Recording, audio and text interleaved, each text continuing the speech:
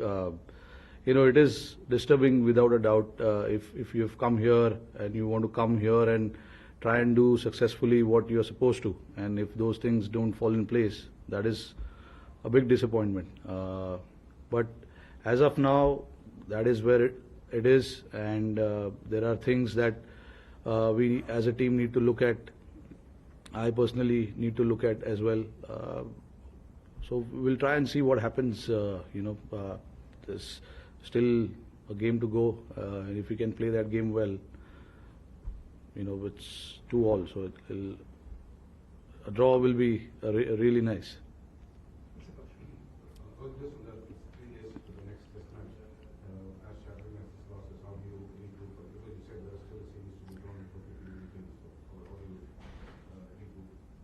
Look, there's not enough time, obviously, but there are a lot of things that didn't go our way. Obviously, we have to look at those things, try and see what we can correct that we didn't do well as a team, as a players, as individually as well.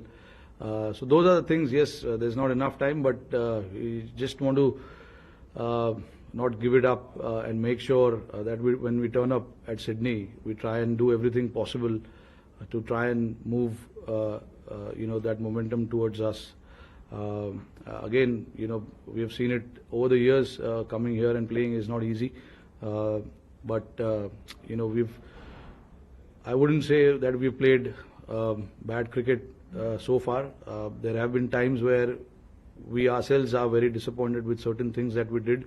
But again, there are a lot of things also that we did right as well. So, but again, like I said, Sydney, again, we have an opportunity to come out there and do what we can as a team and make sure, we try and play that game well.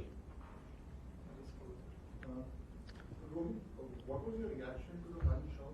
Did you have any discussion with him when you got that? Sorry? How did you look at the punch shot that sort of led Australia back in the game? Today? Rishabh Pant shot. Today, huh? Ki pehle inning ka? No. See, look, it's just happened. There hasn't been any discussion about today. Obviously, we lost the game. Everybody is disappointed about how things actually planned out. We certainly didn't think of this result. There is no doubt about that. But again, look, Rishabh Pant, obviously, look, he needs to understand what is required from himself more than any one of us telling him. It's about him understanding and figuring out what is the right way to go about it. In the past, he's given us a lot of success doing what he does. So, as a captain, there is a kind of mixed reaction to that. Sometimes you want to back that thought of him playing the way he plays, and sometimes when things doesn't look good, it frustrates everyone. But that is what it is. That's the reality. It's the success and the failure. There needs to be a balance about it. And as a captain, it's very hard to have conversation when it has given him a lot of success as well. But it's about him figuring out what is the right way to do things. It's just about situation as well. Certain situation of the game where if there is a risk percentage, do you want to take that risk? Do you want to let the opposition come back into the game? Those are the things he needs to figure out himself.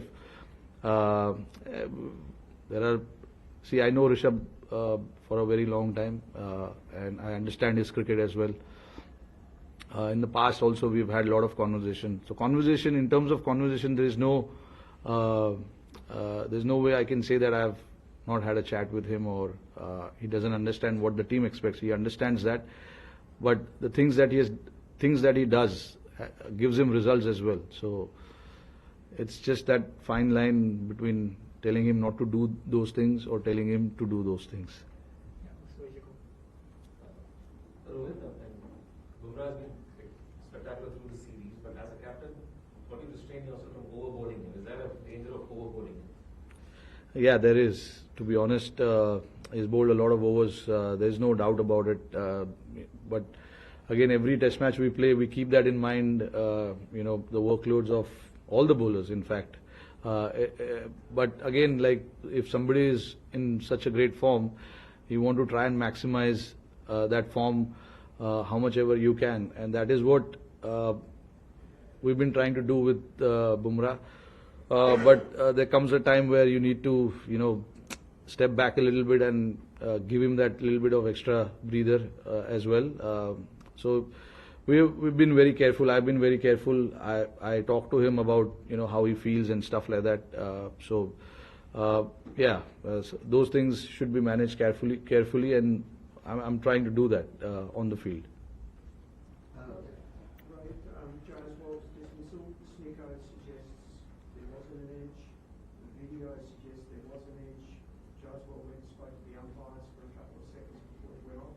What's your reaction as captain to what was obviously a crucial dismissal for me?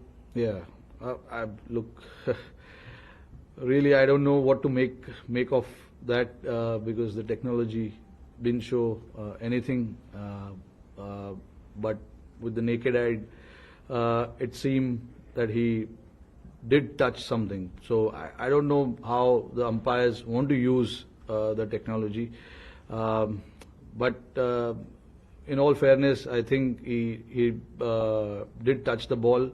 But again, look, it's about the technology, which we all know is not 100%.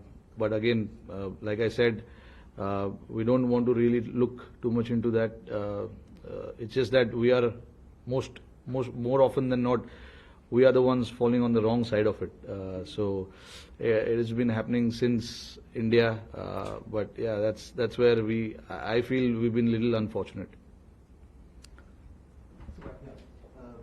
Captain, of course, one of the stars of this match was Rishabh Pant. The way he has batted in this series, he has second highest score, average of more than 60. How do you talked about fast tracking him in India, but now when he's playing like this, showing this kind of maturity in Australia, how do you see his growth and the kind of potential he has with both bat and ball? No, look, when we saw him for the first time, we saw there's a lot of potential, which is why he came here in the first place, and he's come and shown here what he's capable of. With the bat, he was brilliant. He understood the situation pretty well, read the situation pretty well, and he's got solid technique as well, and superb mind. Not to forget, is very strong character. He wants to fight it out there. Right now it's very hard to say the growth part, because it's only been 4 test matches for him, and I hope that he plays for long enough for India in all forms and keeps doing what he does. From here he obviously he's only going to go up because he's got all the tools to be very, very successful at this level. Thank you.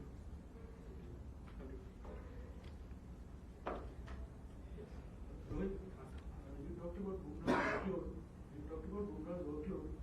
Did you ever during this match feel the need of another frontline wicket-taking bowler for an option? Or are you happy playing 3 frontline pacers and then backing the side as all-rounders? Look, Akash and Siraj are the frontline seamers. It's just that they've been very unfortunate not to be seen on the wicket column. Siraj especially is bowling his heart out. I don't think there's anything else that he can do. Obviously, there are technical aspect of his game that he's looking into. But other than that, in terms of his effort, his attitude, bowling those long spells, he's always up there. It's just that the wicket column doesn't show how well he's bowled, but so is Akash. In Brisbane and here, in both the games, he's bowled really well. Just unfortunate that couldn't get the wickets under his name. But these are the 3 frontline seamers that we're playing, and just everyone's job to make sure that whoever plays needs to get job done for the team. It is not about 1 or 2 individuals. It's about everyone making sure that they come out here and get the job done. We'll be taking last few questions.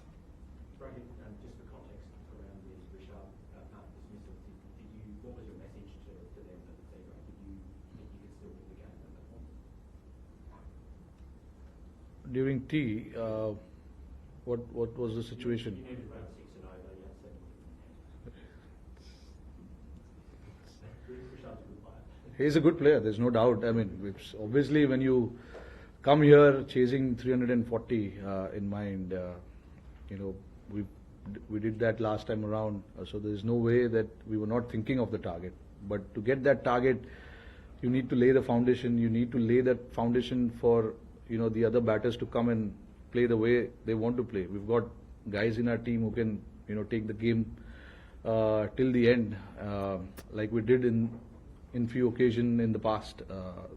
Unfortunately, when Rishabh got out, obviously we lost a couple of wickets right after that, and then we knew that it was always going to be tough.